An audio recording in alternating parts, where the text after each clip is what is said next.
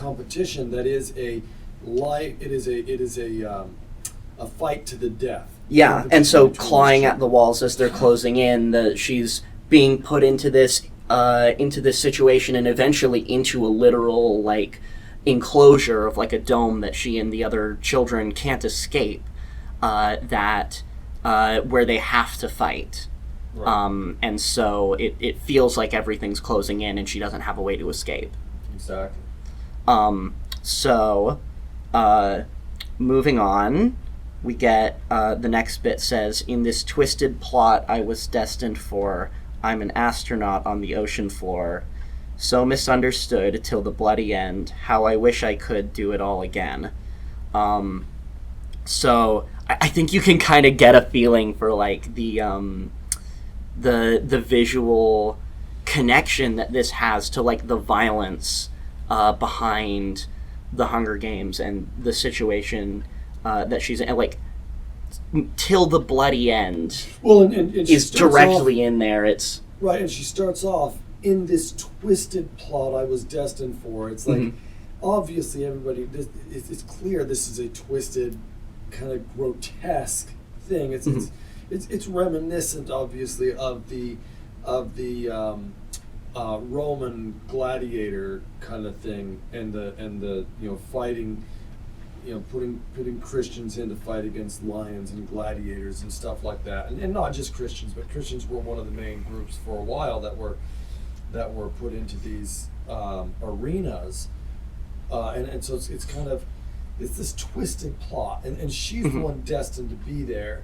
I love the line, "I'm an astronaut on the ocean floor." I'm glad you love that line, because I was having a hard time figuring out exactly how that one applies. Well, I think it applies because she doesn't feel like she fits there. There's no belonging here. Oh, yes. She's out of place. Yeah, I mean, like when she's in the capital and surrounded by all of the people in their like rich decadence and this lifestyle that's so different than what she grew up with. Right, so she feels like an astronaut on the ocean floor. She's not meant to be in this city. She's not meant to be in this place with all of these really, really wealthy people, and so she is so misunderstood by them in the same way that she feels that she is out of place among them. Right, and she's misunderstood till the bloody end. And of course in the end of this one, she's going to, obviously she's our protagonist, so she's going to be the winner. And the bloody end is when all of the other children have been killed and she's the last survivor, and it seems like then she becomes a celebrity. So she is misunderstood till the bloody end, when all the other children are killed and she's the surviving celebrity. Yeah, and yet despite all that, she still has a lot of regrets and trauma around it after it's over. So how I wish I could do it all again. She wishes that she could go back and somehow do things differently, even though she probably knows that there wasn't a way realistically to change this situation to be better. Right, so you got this, even this first stanza, the first verse of the song, we really kind of go through the entire story, right? She starts off walking down alone in the darkest roads. She knows how the story goes, how her culture is. It's recognizable. When the curtains fall, she'll be wearing thin. So when she gets into the arena and she's fighting, and then of course she's wearing thin, clawing at the walls, this dome that won't let her out as they're closing in. In this twisted plot, right? We're going back to this the whole idea is this twisted plot that she was destined for. When she's in this city, she's an astronaut on the ocean floor. This is kind of, I'm feeling totally out of place. So misunderstood till the bloody end. How I wish I could do it all again. Which takes us all the way through that story. Yeah.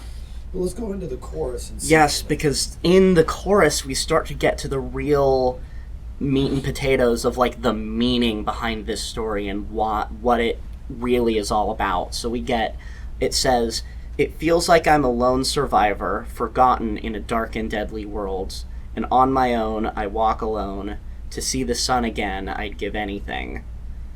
I'm actually just going to read through the whole chorus because there's a lot of it that I kind of want to go through together. So then it says, but life demands a final chapter, a story that we all must leave behind. It's do or die, and this is mine, the anthem of a bird with a broken wing. So going through that, feels like I'm a lone survivor, like, is almost literally true. It's, in order for her to win the games, or to get through the games alive, she has to survive alone.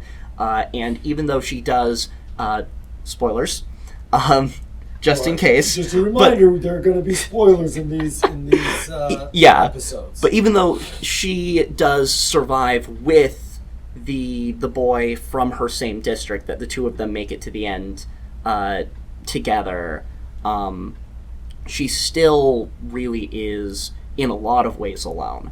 But let me just add something to that, because I think there's an interesting fact here that comes later on in the series again, but her family gets killed. Yeah. Later on in the series. I mean, and actually her whole district is basically kind of almost obliterated, right? A lot of the story really works hard to isolate her as much as possible, right? So she's from any kind of love or support. She feels like a lone survivor, not only in the first book where she's the lone survivor, having, to win the competition you have to be, but also she's been taken away from her family, and she learns later that her family is killed, and not only her family, but most of the people that she has known before coming into this life as a competitor. So she really is a lone survivor in many ways. Yes, and forgotten so she's in a dark and deadly world. I think that the Katniss who volunteered at the beginning of the movie, not only is she lost in that she's in a strange world around strange people, but I think that the character, she's lost herself. Yeah. She is no longer that Katniss. She's kind of become this symbol of.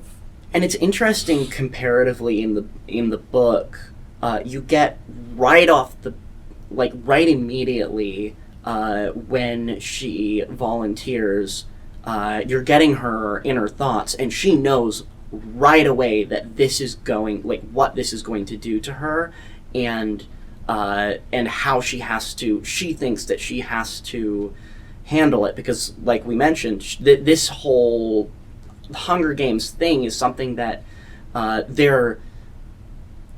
all of the people in their district and their whole country are very intimately familiar with. It's been happening for a long time, and so she knows immediately, if I'm going to survive, I have to kill people.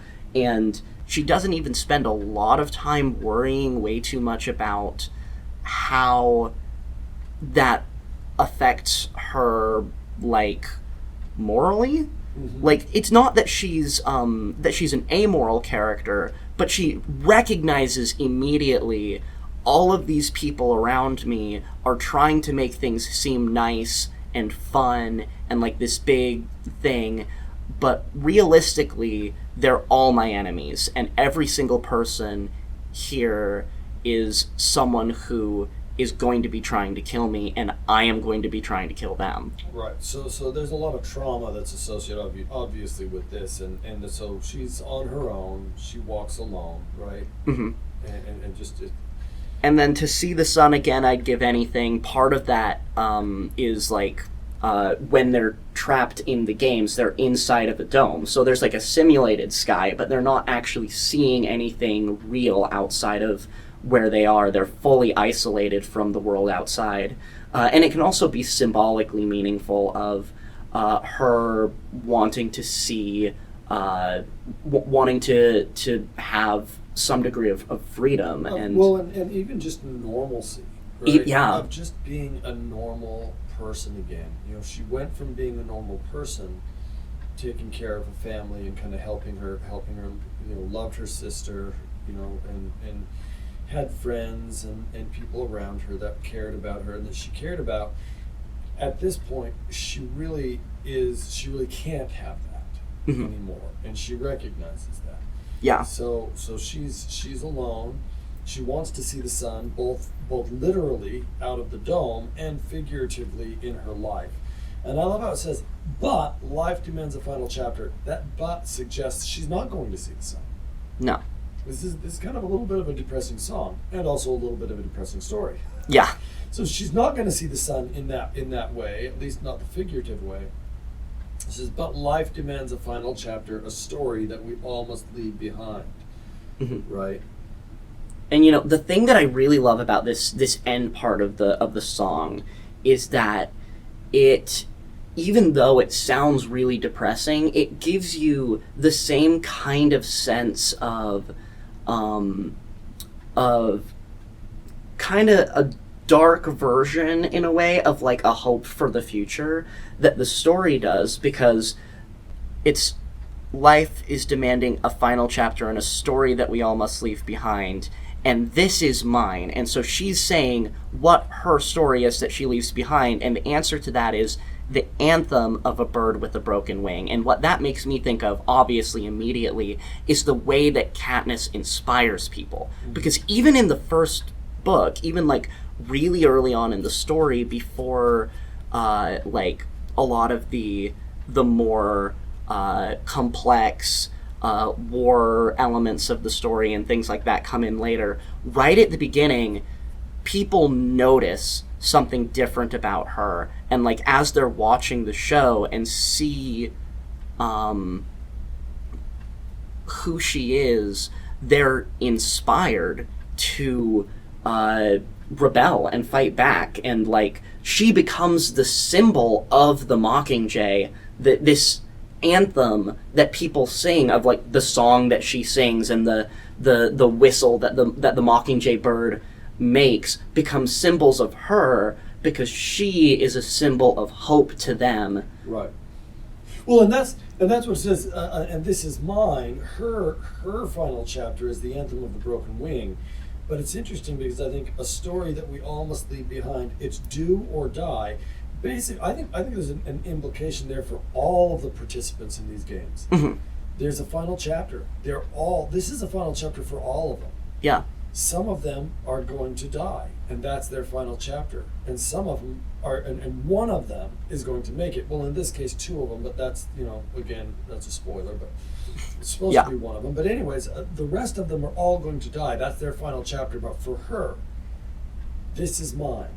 My final chapter is the anthem of the broken wing, and I do like that imagery. Let's go to the second verse and talk a little bit about the second verse. Okay. So we get in the second verse, it says, "It's another night of the living dead, like a viper bite in a spider web.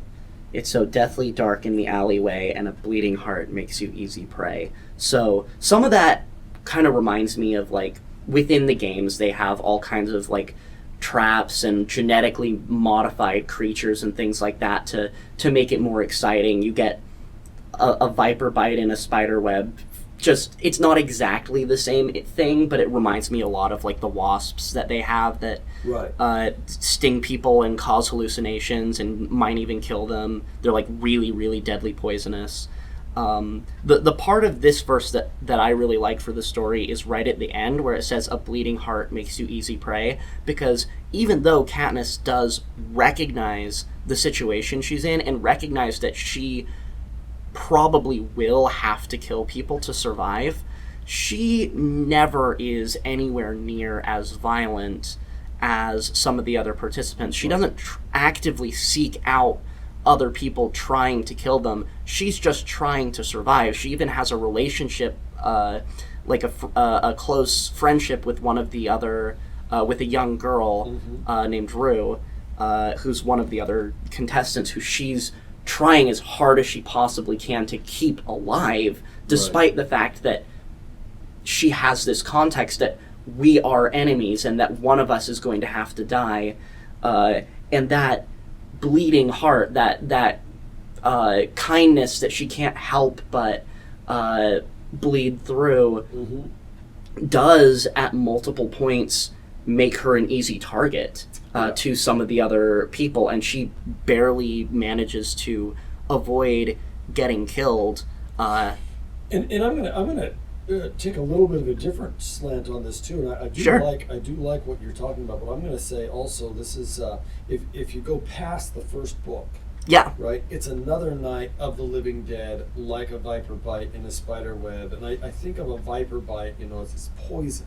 Yeah. Right? It's something that slowly kills you. Spider web is something that traps you. You can't seem to get you can't get out of it. It's so deathly dark in the alleyway, and a bleeding heart makes you easy prey. So I think I'm seeing this also as a when she gets out of the games, it's like she's still in a world where she's still trapped, and she's still the prey of the whole world. Mm-hmm. And then of course you get into further on, and they're going to have a super games where all the previous winners have to come and fight each other. Mm-hmm. So she's not getting out of anything.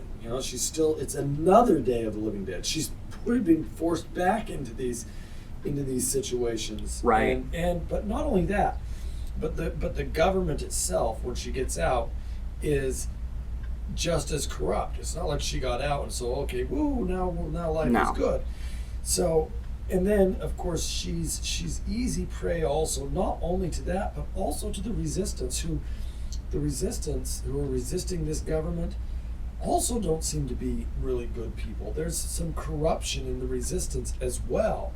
And so she finds that she's easy prey to both the resistance and the government. That they're Mm-hmm. both trying to use her popularity with the people. So that definitely does go beyond the quite a bit beyond the scope of the first book, but it totally is relevant to the story. And I absolutely. So then it goes on and says, I would run and hide for the afternoon with the Mm-hmm. butterfly in the panic room. Though I won't be missed, I would say it's time for a different twist to the storyline. Tell me how that... Okay, well, she's running and hiding, so that connects somewhat to what I was talking about before, Mm-hmm. where she is, within the games, is just trying to survive and not going after people and trying to kill them. She's mostly running away. Right.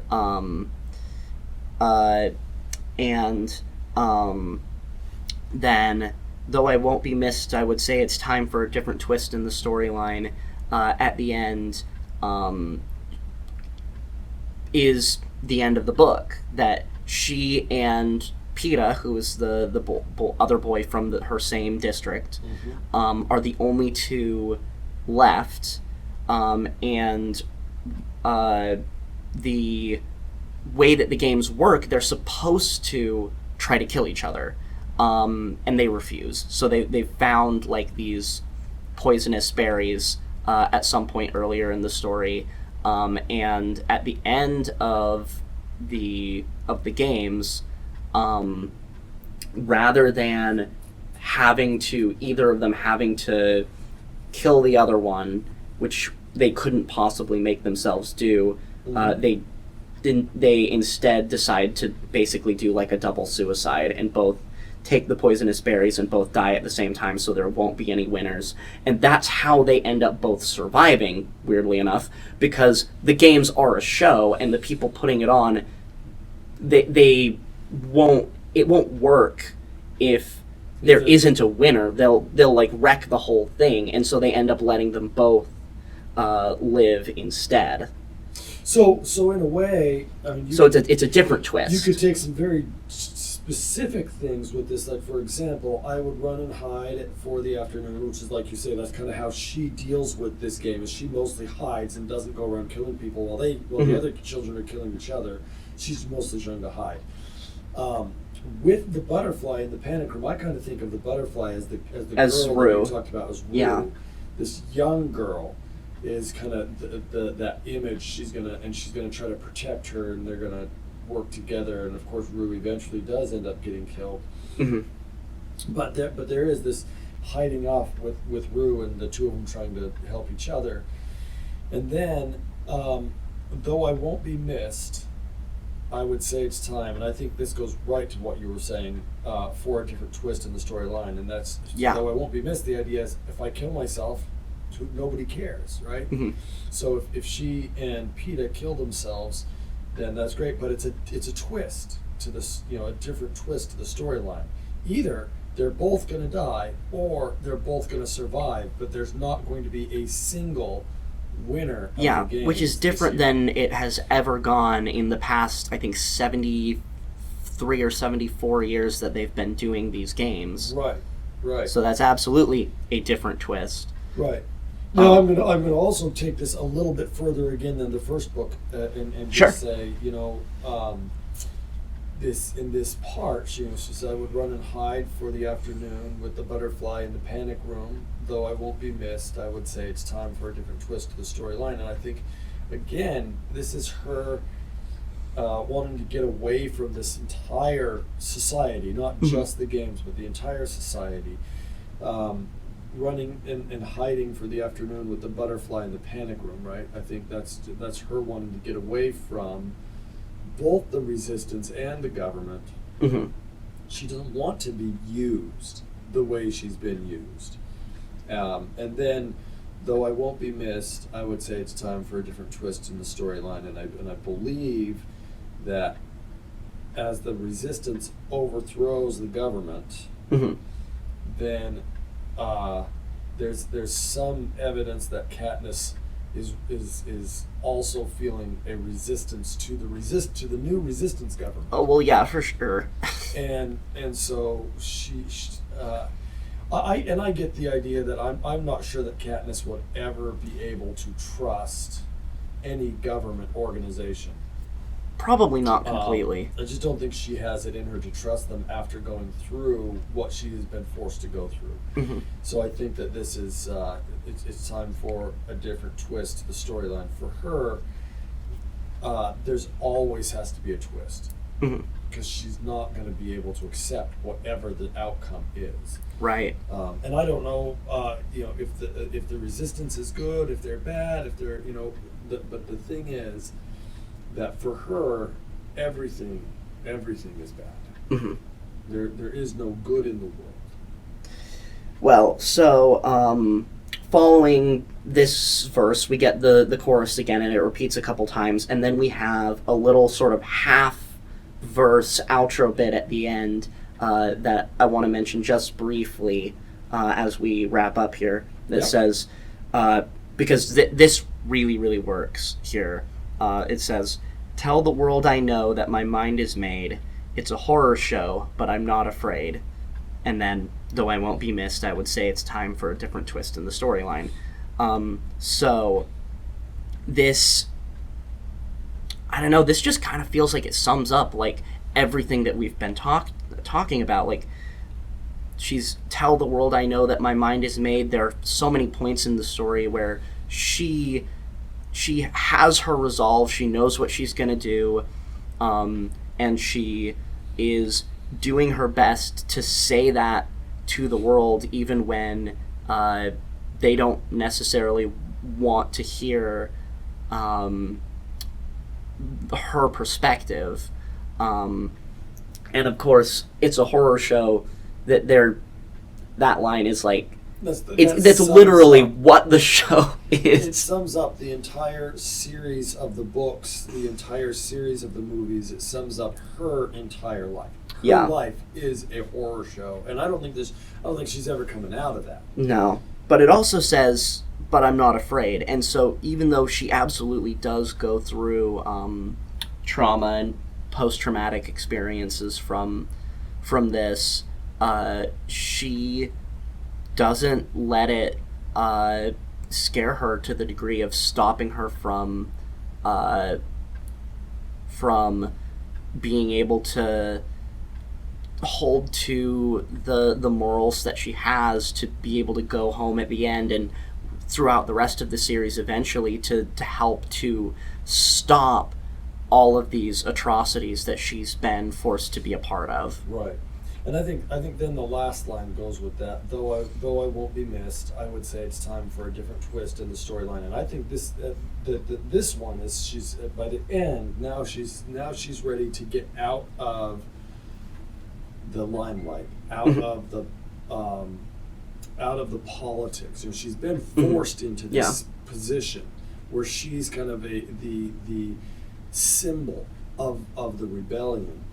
And then she realizes the rebellion's not a whole lot better than the original government, and so she doesn't like that. And she's ready for a different twist in the storyline. She's ready to get away from it and be done.